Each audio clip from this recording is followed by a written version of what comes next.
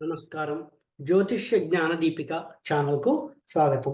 ఈ వీడియోలో 2024లో సింహరాశి వారికి ఎటువంటి ఫలితాలు కలుగుతాయో తెలుసుకుందాం. ఈ సంవత్సరంలో 2024 మే నెలలో గురుడు 10వ ఇంట్లోకి రాజ్యస్థానంలోకి సువర్ణమూర్తిత్వం పొంది సంచారం చేస్తున్న సింహరాశి వారికి. ఇది చాలా శుభ పరిణామం అని చెప్పుకోవచ్చు. దీనివలన వృత్తిలో మార్పులు, అనుకూల ఫలితాలు కలుగుతాయి. 10థ్ హౌస్‌లో ట్రాన్సిట్ జరిగిన తర్వాత 2, 4, 6 దృష్టులు హౌసెస్‌ని కూడా గురుడు చూస్తూ ఉంటాడు.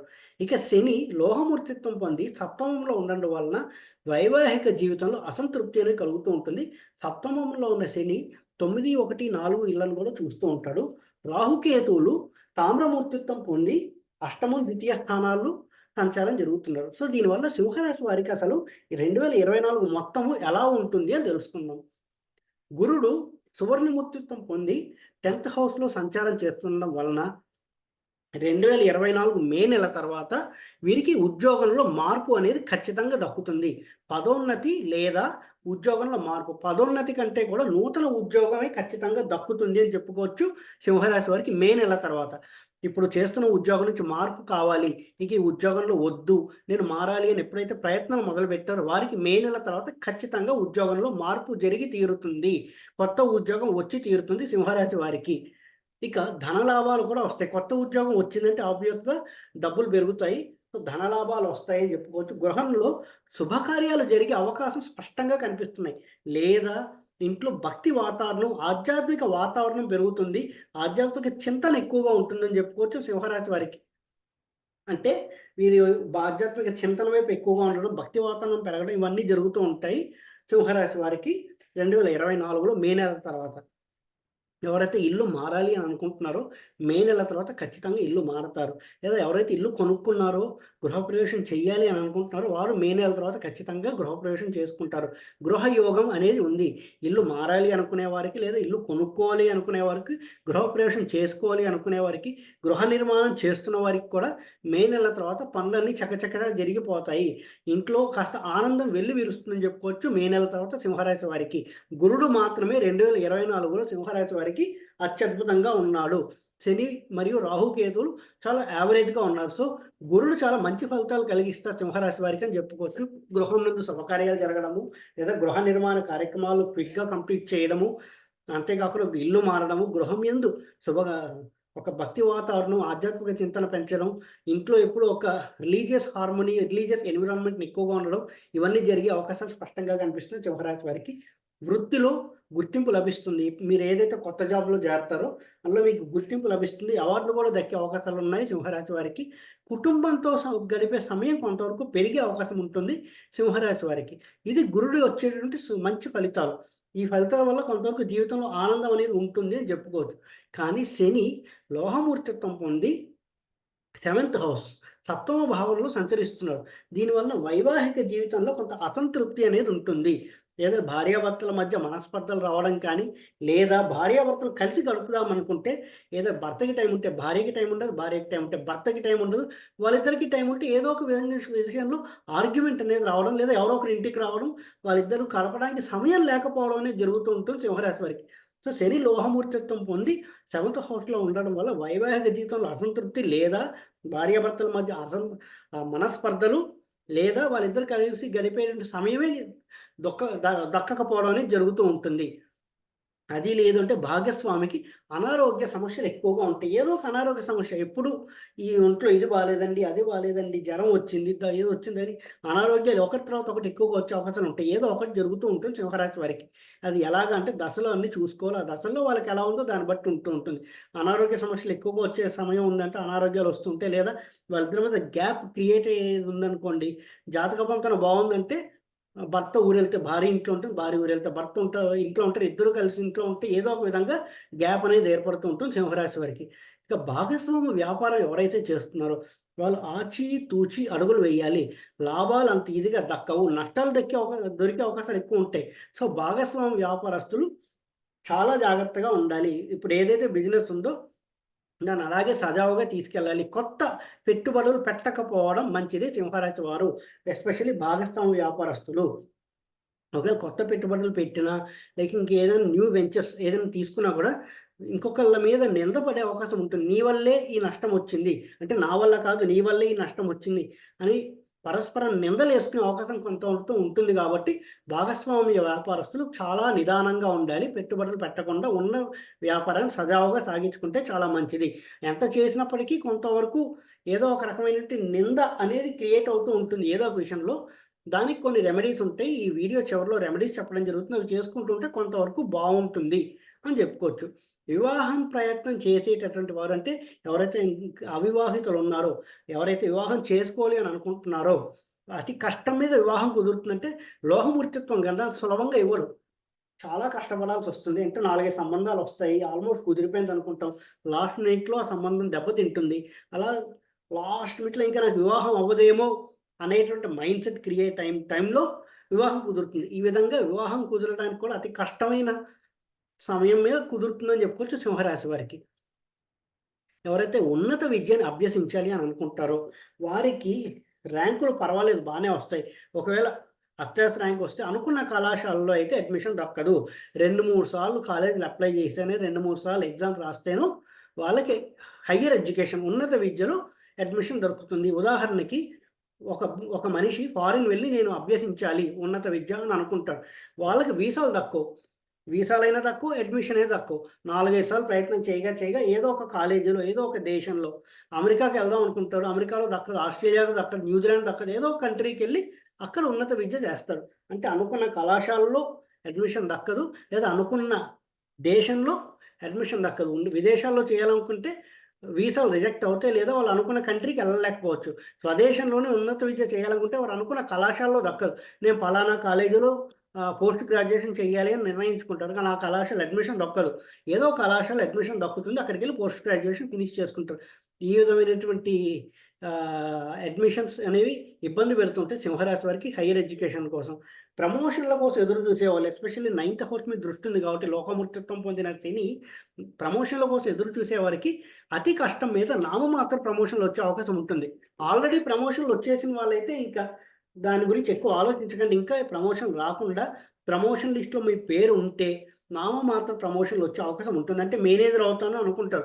ఏ సీనియర్ మెంబర్‌గానో ప్రమోషన్ ఇస్తారు. ఒక విపక్ష అనేది మీ మీద ఉంటుందని చెప్పుకోవచ్చు సింహరాశి వారికి. అధికారుల యొక్క విపక్ష స్పష్టంగా కనిపిస్తుంది.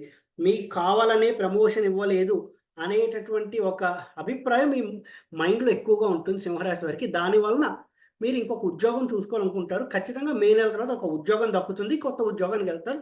అక్కడ మీకు పేరు ప్రఖ్యాతులనేవి ఎక్కువగా వస్తాయని చెప్పుకోవచ్చు. ఎవరైతే సింహరాశి వాళ్ళు ఉంటారో, వాళ్ళు ఇప్పుడున్న ఉద్యోగంలో ప్రమోషన్‌ల కోసం ప్రయత్నిస్తే నామమాత్ర ప్రమోషన్‌లే వస్తాయి. అధికారులు మీ మీద వివక్ష చూపించారు అనేటటువంటి ఒక అభిప్రాయం మీ మెదడులో ఉంటుంది. కాబట్టి కొత్త ఉద్యోగ ప్రయత్నాలు చేస్తారు. ఆ కొత్త ఉద్యోగ ప్రయత్నాలు చేసే ప్రయత్నం మే నెలలో సఫలం పొంది కొత్త ఉద్యోగం వచ్చి అక్కడ పేరు ప్రఖ్యాతులు సంపాదిస్తారు. ఇక రాశిని కూడా సెవెంత్ హౌస్‌లో ఉన్న లోహమూర్తి రాశిని కూడా చూస్తున్నాడు కాబట్టి, శరీరం ఎప్పుడు అలసిపోయినట్టుగా ఉండడం, బద్ధకంగా ఉండడం, ఏ పని చేయాలనిపించకపోవడం, ఏదో ఒక చిన్న చిన్న అనారోగ్య సమస్యలు ఇవన్నీ కలుగుతూ ఉంటాయి సింహరాశి వారికి. ఇవన్నీ శనిగ్రహం లోహమూర్తిత్వం వలన పొందడం వల్ల కలిగేటటువంటివి. ఇక రాహుకేతువులు అష్టమ, ద్వితీయ స్థానాలలో తామ్రమూర్తిత్వం పొంది సంచరిస్తున్నారు. రాహువు అష్టమంలో తామ్రమూర్తిత్వం పొంది, కేతువు ద్వితీయంలో తామ్రమూర్తిత్వం పొంది సంచరిస్తుండడం వలన కొంత అనారోగ్య సమస్యలు ఎక్కువగా కలుగుతూ ఉంటాయి. రాహువు అష్టమంలో ఉండి నిద్రలేమి సమస్యలు గానీ, అజీర్ణ సమస్యలు గానీ, చెప్పుకోలేనటువంటి అనారోగ్య సమస్యలంటే జెనెటికల్ ఆర్గాన్‌కి సంబంధించింది గానీ, స్త్రీలైతే వాళ్ళకి మెన్సెస్ సంబంధించిన ప్రాబ్లమ్స్ రావడం కానీ, లేదా పైల్స్ లాంటి సంబంధం ఉన్న ప్రాబ్లమ్స్ రావడం గాని, ఏవైనా పైకి చెప్పుకోలేరు. నాకు ఈ సమస్య ఉంది అని చెప్పుకోలేరు. డాక్టర్ దగ్గర మాత్రమే చెప్పగలరు. ఇటువంటి సమస్యలు ఎక్కువగా ఫేస్ చేస్తూ ఉంటారు. రాహువు అష్టమంలో ఉండడం వల్ల. దానివల్ల ధన వ్యయం జరుగుతుంది. మనశ్శాంతి పోగొట్టుకుంటారు. ఇంకొకటేంటంటే ఇక రాహు అష్టమంలో తామ్రమూర్తిత్వం పొందడం వల్ల మీరు పనిచేసేటటువంటి ఎన్విరాన్మెంట్ అంటే ఆఫీస్‌లో మీకు తెలియకుండానే మీకు కొంతమంది శత్రువులుంటారు. అది మీకు తెలీదు. వాళ్ళు మీ పక్కనే ఉంటారు. మిత్రులు అనుకుంటారు. కానీ వాళ్ళు మీకు శత్రువులు.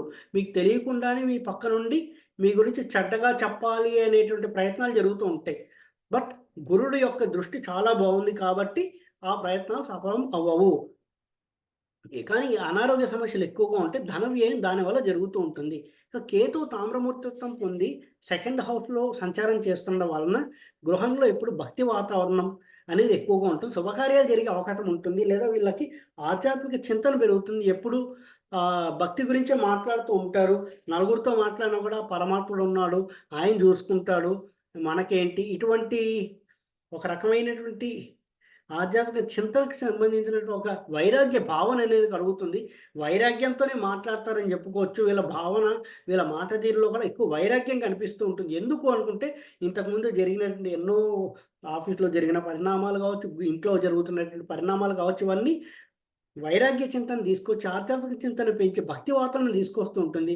కానీ ఇంట్లో శుభకార్యాలు జరిగే అవకాశం స్పష్టంగా కనిపిస్తున్నాయి సింహరాశి వారికి. శుభకార్య నిమిత్తం డబ్బు ఖర్చయ్యే అవకాశం స్పష్టంగా కనిపిస్తుంది సింహరాశి వారికి ఈ సంవత్సరం మొత్తం.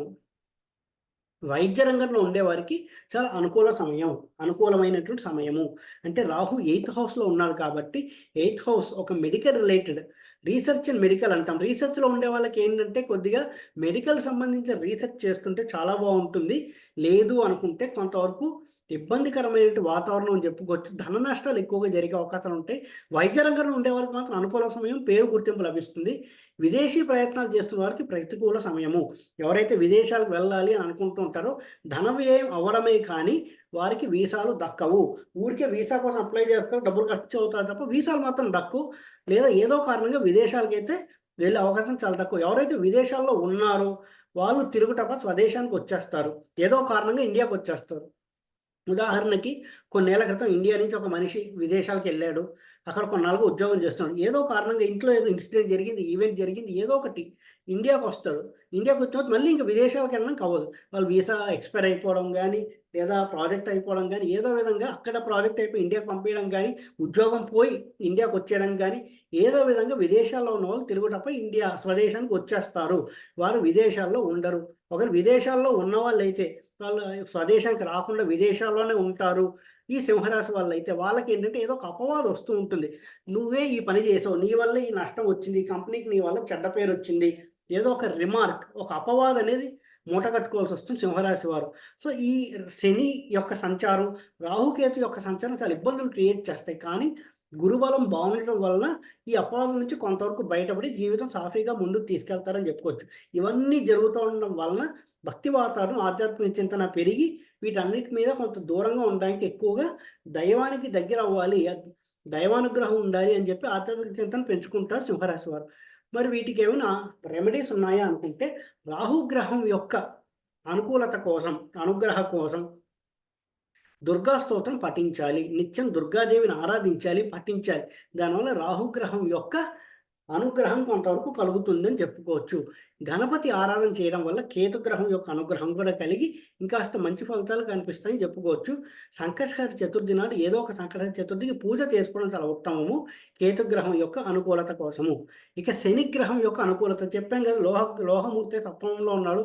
భాగస్వామ్య వ్యాపారులకు ఇబ్బందులు కలిగిస్తారు. లేదా భార్యాభర్తల మధ్య మనస్పర్ధలు, గ్యాప్ క్రియేట్ చేస్తని అటువంటివి కొంతవరకు సానుకూల పడాలి. కొంత గ్యాప్ తగ్గాలి.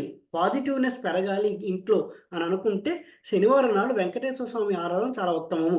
ఏదైనా ఇంట్లో కావచ్చు, గుడికైనా గాని వెళ్ళి శనివారం నాడు వెంకటేశ్వర స్వామి ఆరాధన చేయడం, తులసి మాల ఇచ్చి చేయడం కూడా చాలా ఉత్తమం. ఈ రెమెడీస్ చేయడం వల్ల సింహరాశి వారు కొంతవరకు నెగటివిటీని తగ్గించుకొని పాజిటివిటీని ఇంక్రీజ్ చేసుకోవచ్చు అని చెప్పుకోవచ్చు. ఈ వీడియో కనుక మీకు నచ్చినట్టయితే లైక్ చేయండి, షేర్ చేయండి. మరిన్ని వీడియో నోటిఫికేషన్స్ కోసం మా ఛానల్ సబ్స్క్రైబ్ చేసుకోండి. ఓం నమో నారాయణ.